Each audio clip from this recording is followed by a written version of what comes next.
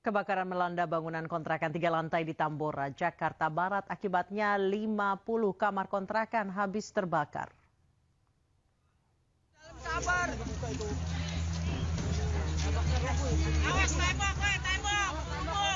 Kobaran api melahap bangunan berlantai 3 di Jalan Jembatan Besi 11 Kecamatan Tambora, Jakarta Barat. Banyaknya material dan barang mudah terbakar membuat api cepat membesar. Lokasi kebakaran berada di permukiman padat penduduk membuat sejumlah warga panik dan terjadi keributan. Akibat kebakaran ini, 50 petak kamar kontrakan dalam satu bangunan berlantai 3 ini habis terbakar. Diduga penyebabnya dari kompor yang tengah digunakan memasak oleh penghuni kontrakan. Diduga itu karena ada yang masak di lantai 3 dan ini bangunan ini berupa bangunan kontrakan. Jadi satu komplek kontrakan itu kurang lebih dari 50 pintu. 22 unit mobil pemadam kebakaran Jakarta Barat dikerahkan ke lokasi kejadian untuk memadamkan api. Tidak ada korban jiwa dalam peristiwa ini. Kebakaran sempat mengganggu perjalanan komuter lain jurusan Duri Angke dan kini sudah kembali normal. Dari Jakarta, Miftahul Gani, iNews melaporkan. Ratusan emak-emak dan pelajar mengamuk serta merusak sejumlah warung remang-remang yang diduga dijadikan lokalisasi prostitusi. Pengerusakan dilakukan karena emak-emak sudah geram dengan aktivitas prostitusi di wilayahnya.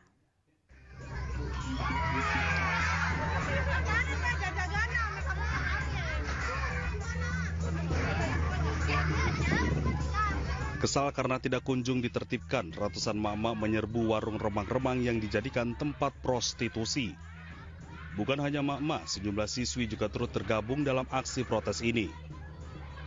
Para warga yang kecewa bahkan mengobrak-abrik sejumlah bangunan warung remang-remang yang diduga menjadi lokasi tempat prostitusi. Sementara para penghuni dan perempuan yang diduga sebagai pekerja seks komersial kabur meninggalkan lokasi. Aksi ini terjadi sebagai bentuk protes. Warga mengaku sudah sering melapor ke pihak berwenang terkait hal ini, namun ironisnya tidak pernah ada tanggapan atau tindakan dari petugas berwenang. Usai peristiwa, polisi akhirnya menyegel lokasi warung remang-remang untuk menghindari aksi pengerusakan lebih lanjut. Dari Karawang, Jawa Barat, Rudi Setiawan, iNews melaporkan. Satreskrim Polres Metro Jakarta Selatan masih menyelidiki kasus perkelahian 2 pelajar yang menyebabkan salah seorang dari mereka dirawat di rumah sakit. Polisi telah memeriksa terduga pelaku untuk menggali motif perkelahian yang terjadi di samping sekolah di kawasan Tebet, Jakarta.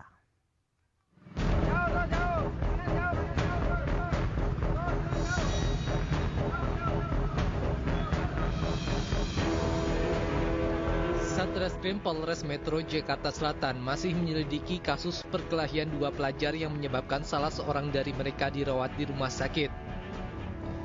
Di gang sepak bola di samping sebuah sekolah swasta di kawasan Manggarai Selatan, Tebet, Jakarta Selatan, pelajar kelas 10 berinisial AAP berkelahi dengan pelajar kelas 11 berinisial NA pada Selasa sore lalu. Perkelahian berlangsung saat jam istirahat itu membuat AAP dilarikan ke rumah sakit. Luka yang dialami pelajar berusia 16 tahun itu membuatnya harus dirawat intensif di Rumah Sakit Budi Asih, Jakarta Timur akibat mengalami pendarahan di bagian otak.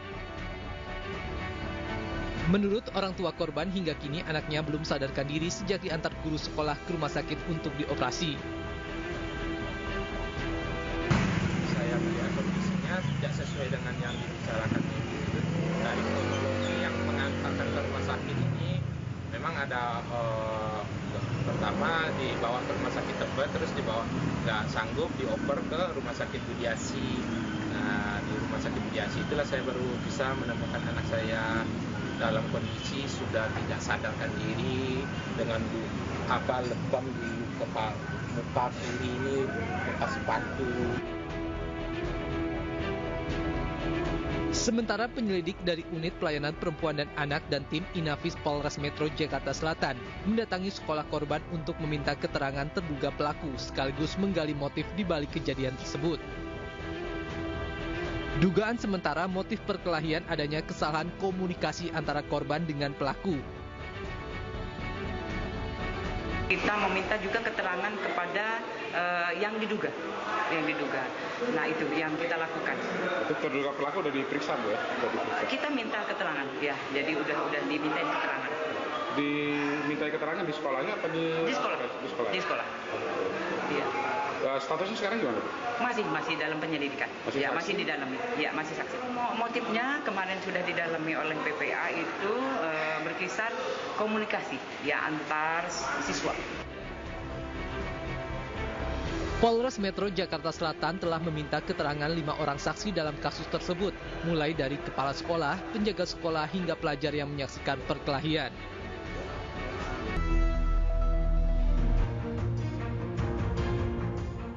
Terima kasih Anda masih bersama kami di iNews Prime. Pemirsa, Presiden Joko Widodo dan Ibu Negara Iriana tiba di Bandara Ibu Kota Nusantara, Kalimantan Timur pagi tadi.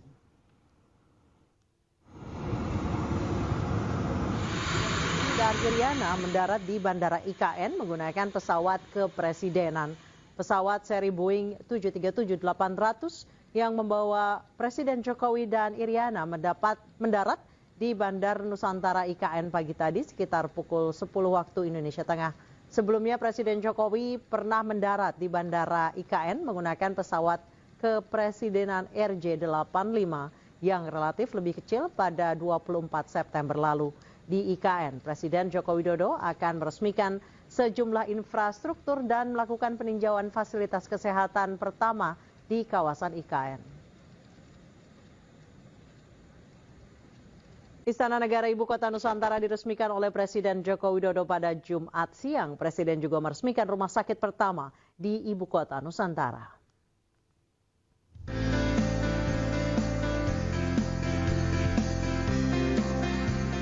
Presiden Joko Widodo meresmikan Istana Negara Nusantara di Ibu Kota Nusantara, Kalimantan Timur.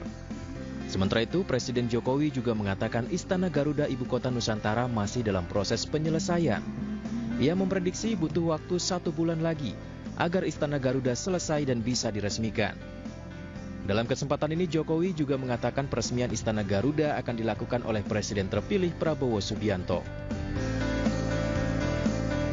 Kita telah meresmikan Istana Negara di Ibu Kota Nusantara dan kita juga tidak ingin tergesa-gesa, semuanya yang paling penting berjalan sesuai dengan target waktu yang telah ditentukan, dan untuk Istana Garuda nanti akan diresmikan oleh Presiden baru Bapak Prabowo Subianto.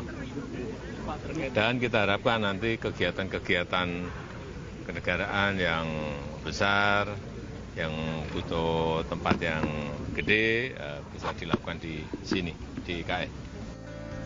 Selain meresmikan Istana Negara, Presiden Jokowi juga meresmikan rumah sakit di Ibu Kota Nusantara. Rumah sakit ini sekaligus menjadi rumah sakit pertama di Ibu Kota Nusantara. Saat meresmikan Istana Negara dan rumah sakit, Presiden Jokowi didampingi oleh Panglima TNI, Kapolri, serta jajaran Menteri Kabinet Indonesia Maju. Dari Ibu Kota Nusantara, Kalimantan Timur, Tim Liputan iNews melaporkan. Pemirsa, kita ke informasi lain. Elit Partai Keadilan Sejahtera menyambangi kediaman Presiden terpilih Prabowo Subianto. Prabowo menyebut pertemuan tersebut sebagai tekad untuk bekerja sama. Terima kasih.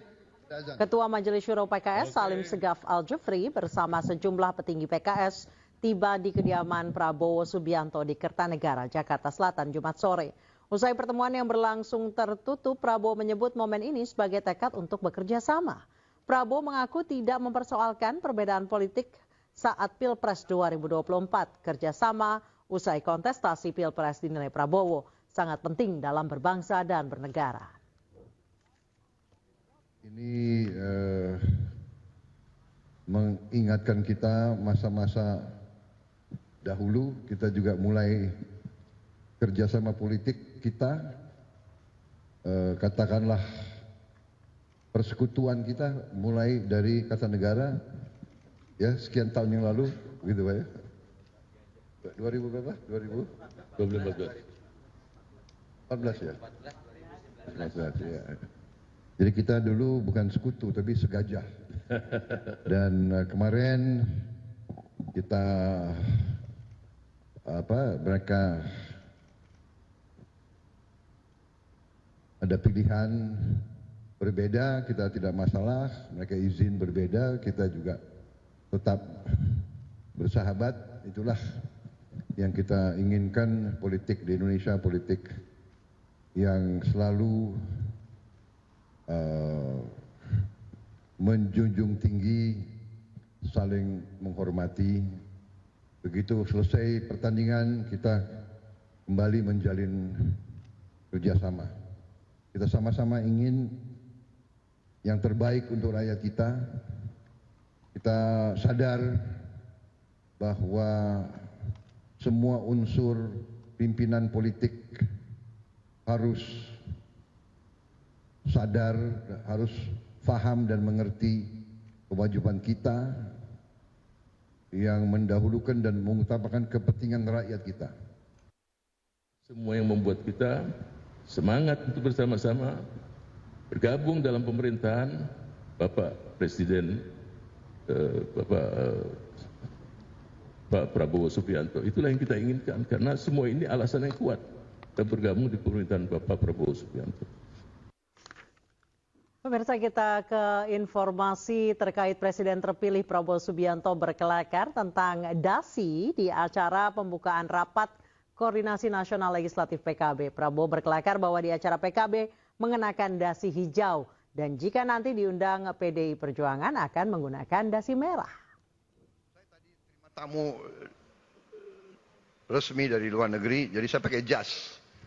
Tahu-tahu ada acara ini, jadi saya ganti hanya dasinya.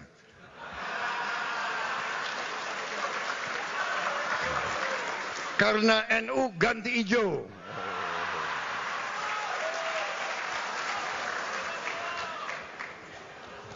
Saya nggak tahu kapan diundang PDIP. Ini bukan minta diundang loh. Tapi kira-kira kalau diundang ganti merah. Bukan, ini namanya solidaritas, ya kan? Bahwa walaupun PKB adalah partai agamis, partai religius, tapi PKB adalah partai religius yang nasionalis. Partai Gerindra, partai nasionalis yang religius. Iya. Saya kalau dipanggil Kiai datang, saya nggak berani nggak datang, ya kan? Presiden Republik Indonesia terpilih Prabowo Subianto mengultimatum semua partai yang bergabung di pemerintahannya agar jangan menugaskan menteri untuk mencari uang dari APBN maupun APBD. Prabowo yakin setiap institusi bisa mencari pendanaan dengan cara halal. Tadi saya katakan kita harus berani koreksi diri. Saya sudah sampaikan kepada semua partai yang mau bergabung dalam koalisi saya terang-terangan saya katakan.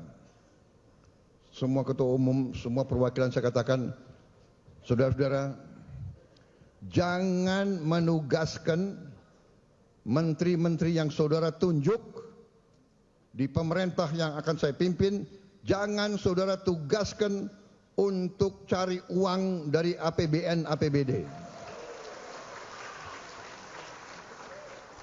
Zamannya sekarang susah. Ini zaman digital, ini zaman teknologi, ini zaman pengamatan sangat cepat. Jangan coba-coba. Tapi kita mengakui, kita dengan cara yang halal, dengan cara yang baik, kita mengerti setiap institusi, setiap organisasi, setiap partai politik pasti perlu uang, pasti perlu sumber daya. Ini terbuka saja kita. Mari kita kelola kekayaan kita sehingga kita bisa mendukung semua institusi dengan baik. Presiden Joko Widodo menegaskan tidak ikut campur dalam rancangan kabinet pemerintahan Presiden terpilih Prabowo Subianto. Namun jika Prabowo mengajaknya berdiskusi, Presiden Jokowi mengaku tidak akan menolak. Nanti ditunggu saja hari Senin seminggu lagi, menteri-menterinya akan dilantik. Kalau mau tahu menterinya siapa-siapa, tanya ke Pak Ahmad Muzani. Jangan tanya ke saya yang berkaitan dengan itu. Karena orang akan langsung negativisme tadi. Saya ikut intervensi, enggak. Saya pun juga tidak mau diintervensi untuk urusan hak prerogatif. Jadi sama, saya juga tidak ingin ikut-ikutan. Tapi kalau ditanya, ya saya jawab. Kalau ditanya, kalau nggak ditanya, saya nggak akan jawab. Pak, gimana ini? Menurut Bapak, Pak Andri Rosadi. Nah, saya jawab. Kalau enggak. Meskipun kemarin kita makan malam 2,5 jam, enggak. Kalau enggak ditanya, saya enggak akan. Karena saya sama, saya juga tidak mau hak prerogatif saya diintervensi siapapun.